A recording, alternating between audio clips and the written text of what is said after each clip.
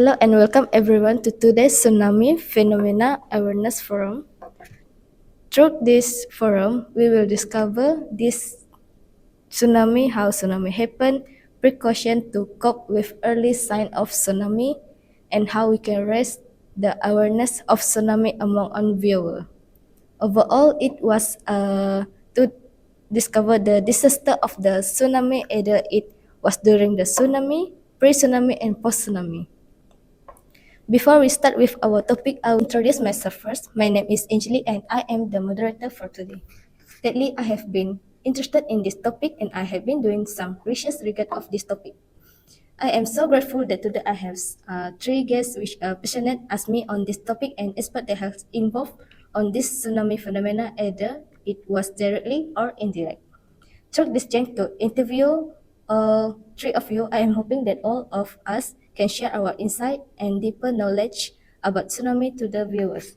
Before that, could each of you give us a brief introduction of yourself? Good morning, everyone. I am Sharul, and I am a seismologist from Malaysia that born in Kota Kinabalu, Sabah.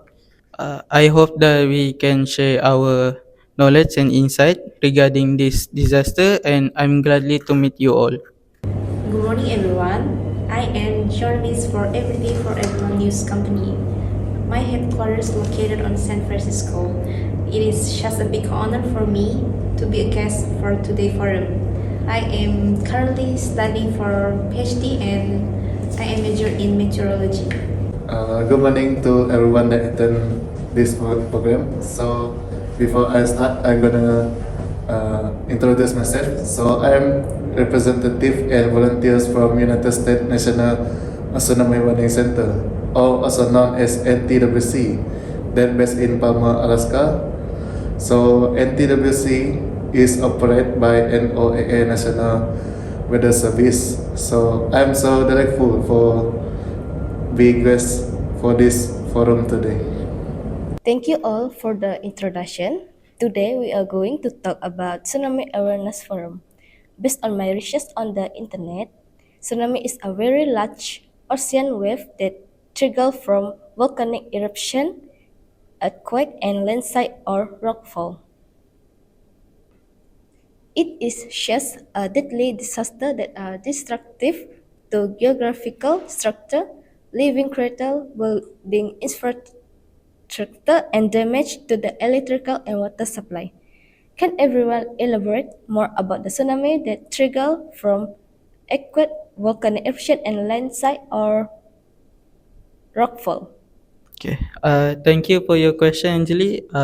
For me, I more on the landslide information. As far as I know, tsunami can happen because of landslide, whether on or in a submarine.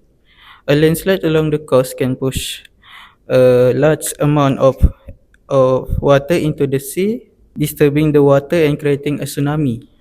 The tsunami generated by a landslide tend to be characterized by a rapid onset and can be produce high amplitude wave.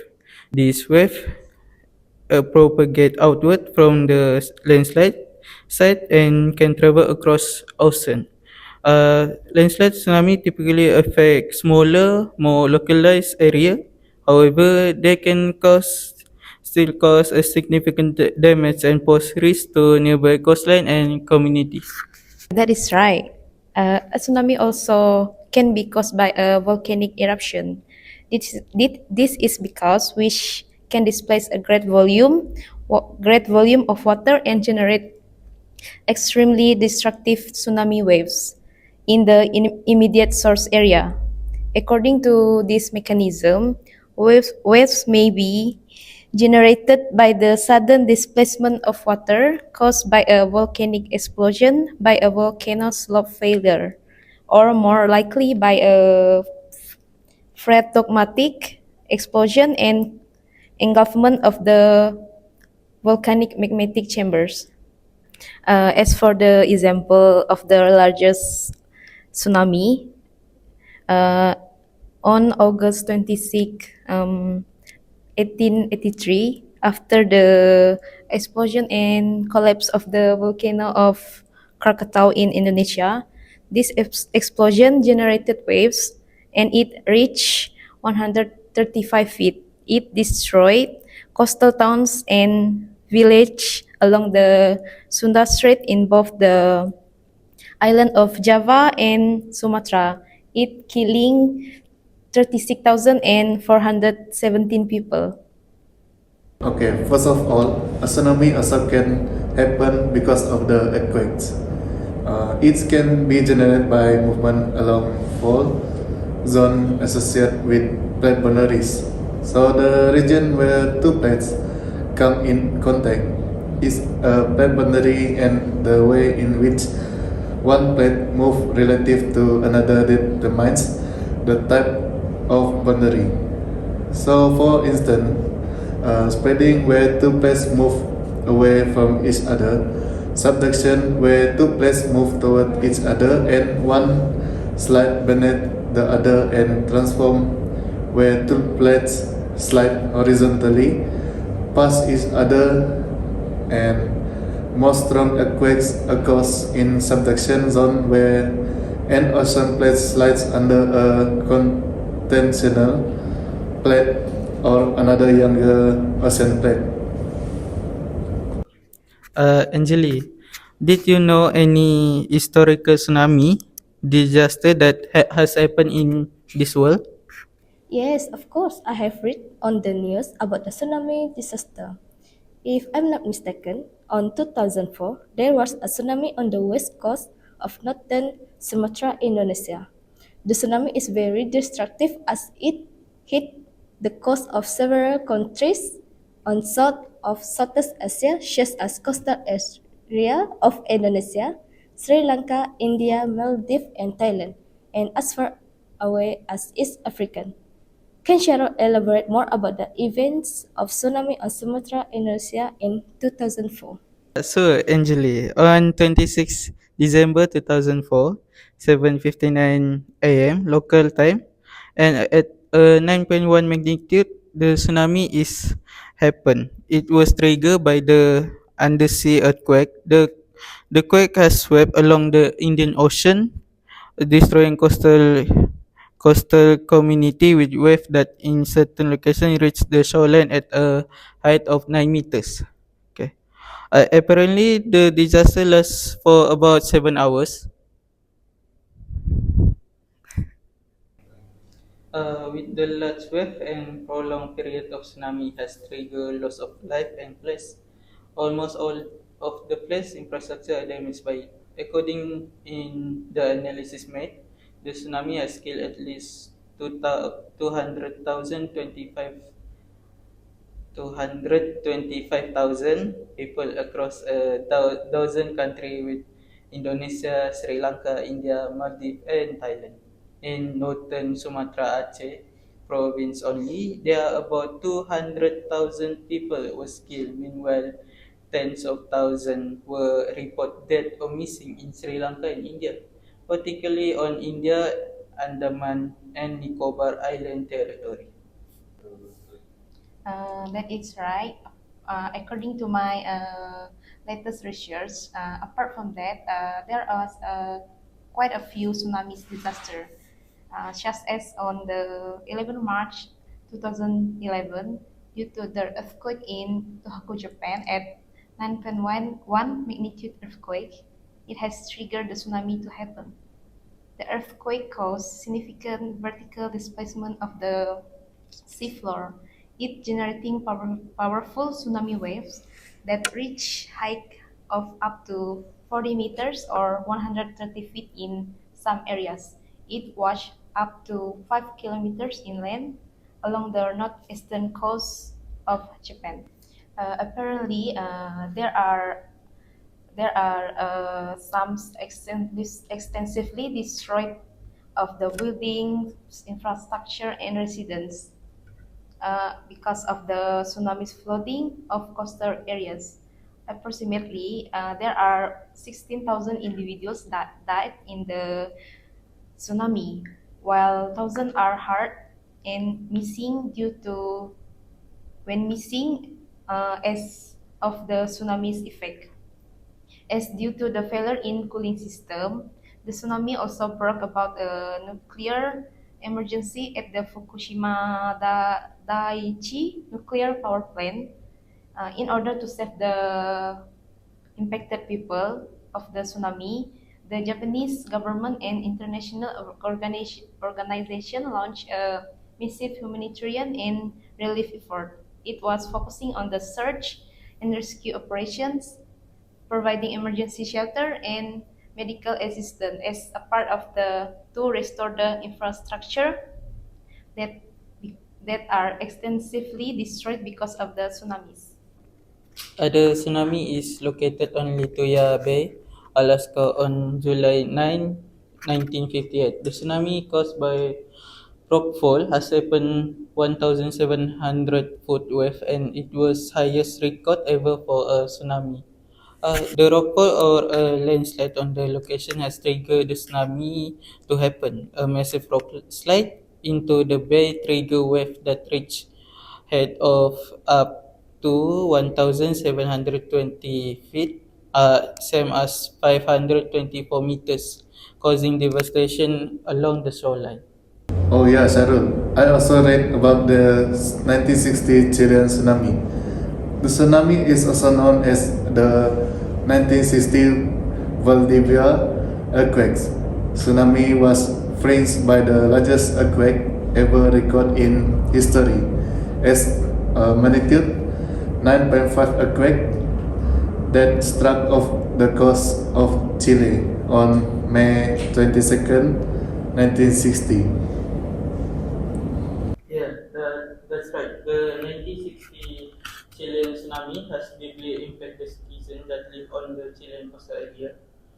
Uh, in Chile, the earthquake and tsunami result in around 1,000 to 6,000 deaths and caused extensive damage to infrastructure and buildings along the coast. The tsunami also caused fatalities and significant damage in Hawaii and Japan. The earthquake caused substantial vertical the displacement of the sea floor, displacing a vast amount of water and generating tsunami waves that radiate outward from the epicenter. It highlights the need for improved international coordination in tsunami warning system and disaster response. It led advancements in seismological research and development of tsunami warning networks, such as the Pacific Tsunami Warning Center. Anjali, based on your recent research, can you tell us how many different types of tsunami there are? If I'm not mistaken, the type of tsunamis is two types, which is local and tele tsunamis. Local tsunamis are wave affecting coastline close to the generating area whether by tectonic or landslide activities. They may be quite severe but only affect a limited area. Meanwhile, the tele tsunamis, the wave generate more than 1,000 kilometers from the effect shore, usually produced by a major earthquake. They affect entire ocean basin. Through as they travel, the energy becomes dispersed as they spread out. Leah, as you travel across the country to assist the tsunami victim, how do you engage with vulnerable population, such as non-English speakers or those with limited access to technology, to ensure they receive tsunami alerts and know how to respond? Okay, there are a few ways I interact with them, such as utilize visual aids, symbol, and graphic to convey tsunami alerts and safety instruction effectively to individuals who may have limited literacy or language proficiency. And this can include map showing evacuation routes, diagram, illustration safe zone, and instructional videos. I also learn related phrases of tsunami so that I can easily interact with them, even though I'm not fluent in their native language. Anjali, did you know where is a tsunami most likely to happen? Thank you for the question, Cheryl. As far as I discover about tsunami, it usually occurs on every coastal area and river estuary. This place is potentially threatened by tsunamis, but they are most likely to happen on shore, facing directly megatrust. Scientists also estimate that almost three-quarters of the world's tsunami occur in the Pacific Ocean. Are there any precautionary measures in place to deal with this tsunami incident? That's a good point, Anjali. It was located on National Tsunami Warning Center, where they are separate of two center, that is United States National Warning Center and Pacific National Warning Center. It cover area in large scale, especially the Ring of Fire, where the volcanic eruption can happen in underwater. Uh, yeah, you as the volunteer from this organization, can you talk about the focus for the upcoming tsunami or anything regarding it? Sure. Forecast upcoming tsunami also from National Tsunami Center, where it is a combination of sensing, measurement, and modeling provide reliable tsunami forecast.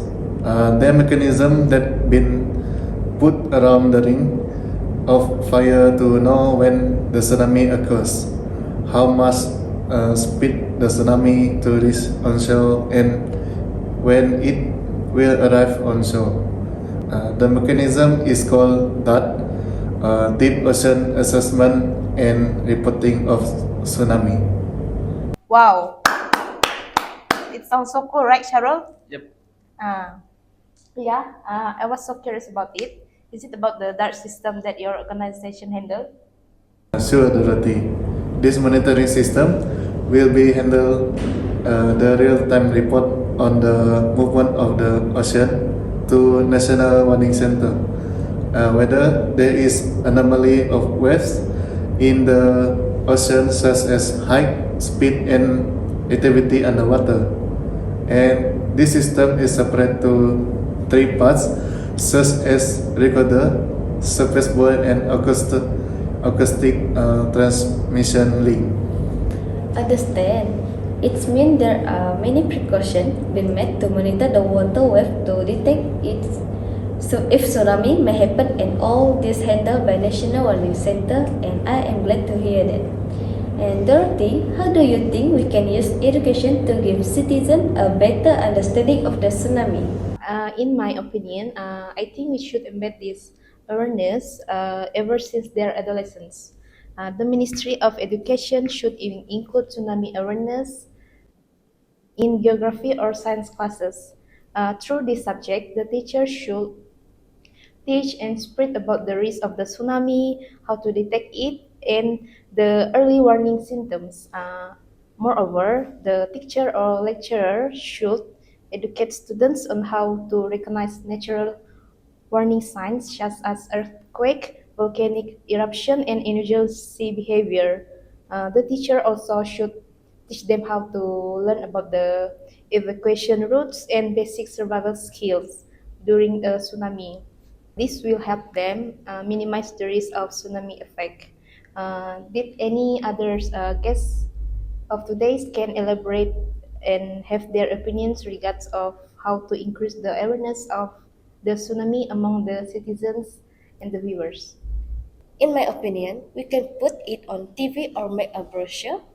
Distribute brochure, poster, leaflet, and pamphlets in public place, community center, school, and government office with information on tsunami risk and preparedness. We also should utilize television, radio, social media, and local newspapers to broadcast tsunami warning, safety tips, and educational contents. What about others' opinions?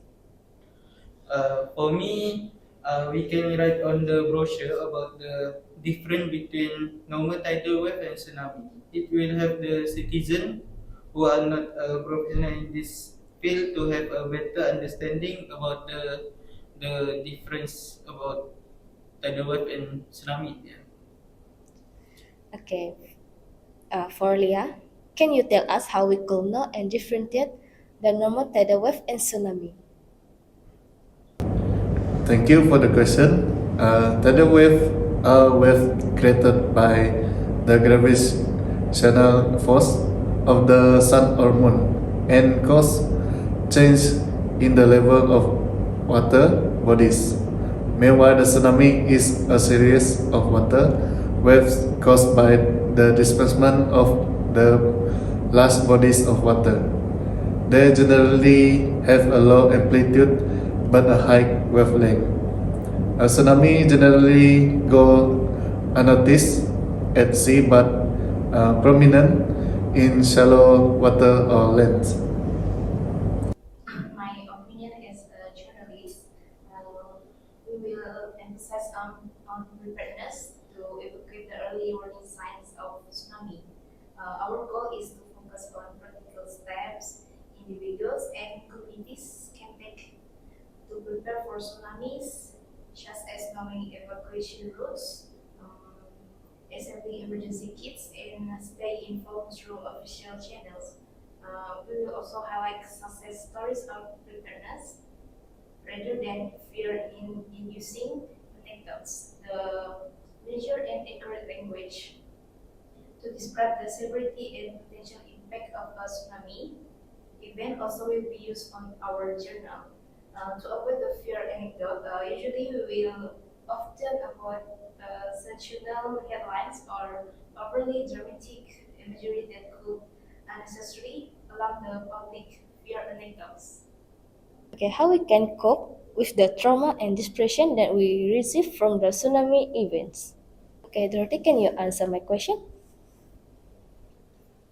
To be able to cope with the trauma and depression, we could reach out to our friends, our family, and support groups who can provide emotional support and understanding. By talking about your experience and feelings, we will help to process emotion and reduce our feelings of isolation. We also should connect our feelings with community resources. We also should take advantage of community resources and support service available for disaster survivors. It may include counseling services, support groups, or disaster relief organizations. That's all for me. What about Leah? Okay, through professional counseling, mental health professionals such as a psychologist or counselor who has experience in trauma and disaster recovery will counsel and they can provide technique like cognitive behavioral therapy to help manage stress and trauma symptoms. The American Red Cross provides disaster relief service, including mental health support to individuals and communities affected by disaster, and they offer counseling, support group, and referral to local resources. Leah, could you explain how tsunami early warning system work and their current state of effectiveness? Okay, actually, tsunami early warning system rely on seismic data to detect undersea earthquakes when an earthquake is detected. Ocean buoys and tidal gauge measure change in sea level to confirm if a tsunami has been generated. Alerts are then issued to potential affect regions. While these systems have greatly improved, especially in the Pacific and Indian Ocean, there is still a challenge in providing timely and accurate warning for near-shore tsunamis. Leah, from a response perspective, what are the critical elements of an effective tsunami response plan? Okay, an effective response plan includes well-coordinated evacuation procedures, pre-positioned supplies, and clear communication channels. So, community drills and education are essential to that residents know how to respond swiftly. Collaboration with local government, emergency service, and international bodies is also crucial to manage the alternative effectively. And how severe does the tsunami and its effect to the citizen under certain country? Okay, the severity of tsunami and its impact on a citizen in a particular country can vary widely based on several factors, such as the warning system and preparedness of the country. Countries with well-developed tsunami warning system and effective evacuation plans can significantly reduce casualties and damage. An early warning system can give people valuable time to evacuate to higher ground. And the strength of building and infrastructure also determine how well they withstand the force of the tsunamis. Countries with structures building codes for coastal areas tend to suffer less damage. Okay, thank you, Lia.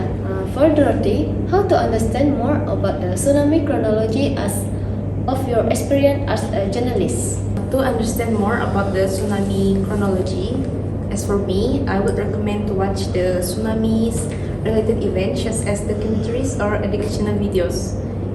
It will explain tsunamis visually. It also will help you grasp the scale and impact of the natural phenomena of the tsunami. The movies that I would recommend is titled The Impossible. It was based on the experience of Maria Balon and her family in the 2004 Indian Ocean tsunami.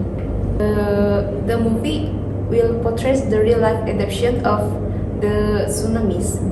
Then we could also start by researching the science behind the tsunamis. By understanding the geological process that caused the tsunami, such as underwater, earthquakes, volcanic eruption, or landslides. Study historical tsunami events and their impacts will also grasp the range of the tsunami effects that can have on coastal communities. We also can join the seminar about the tsunami and interview the person that involved directly and indirectly on the tsunami events.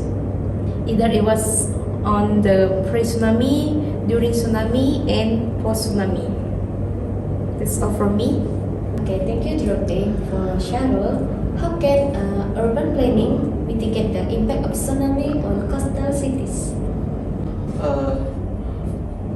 On the urban planning can significantly reduce the tsunami risk by enforcing building code that require elevated structure, creating buffer zone with natural barrier like mangrove and dunes, and designing evacuation route and shelter. Incorporating this element into city planning ensure that both the infrastructure and the community are better prepared to withstand and respond to the tsunami event. It sounds so fascinating, right, Cheryl? Yes, it is. Yeah. Anjali, can you tell us what advancements do you see on the horizon for tsunami detection and the early warning technologies? Okay, Dorothy, thank you for the question. For future investment, will likely include the integration of more real-time data from various sources such as satellite monitoring and enhanced underwater sensor such as sonar. Machine learning algorithm maybe can improve the accuracy of prediction by analyzing the vast amounts of data quickly. Additionally, more localized warning system could provide faster alert for near-shore tsunamis. Then I will give this question for Cheryl. How do seismologists use historical tsunami data to better understand potential future events and what can we learn from past tsunamis? By studying historical record, including eyewitness account, geological survey, and sediment deposit, seismologists reconstruct the characteristic of past tsunami. This helps in understanding the size, frequency, and source of past events. Moreover, the historical data on tsunami provide insight into the behavior of tectonic faults and their potential for generating large earthquake and tsunami. This knowledge is crucial for assessing seismic hazard in coastal region. Okay, thank you, Shadow. And then this for Dorothy. According to your first interview, can you give some knowledgeable information that regard the tsunami to cope with it if there are tsunami happen? Yes, of course, indeed. Since we are always associated with these topics, we often feel vulnerable and cautious to speak aloud about the tsunami severity. But according to my experience, I would say that the tsunami is some avoidable natural disaster, but it also can be coped and handled if we have enough knowledge and preparedness regarding it. Okay, thank you, Dorothy. I think that will conclude for our Tsunami Awareness Forum for today. I hope that all of you, of the guests has their good time along with our forum. As we come to the close of this important forum on tsunami awareness, I want to express my gratitude to each of you for your participation, insight, and commitment to ensuring our communities are better prepared for potential disaster.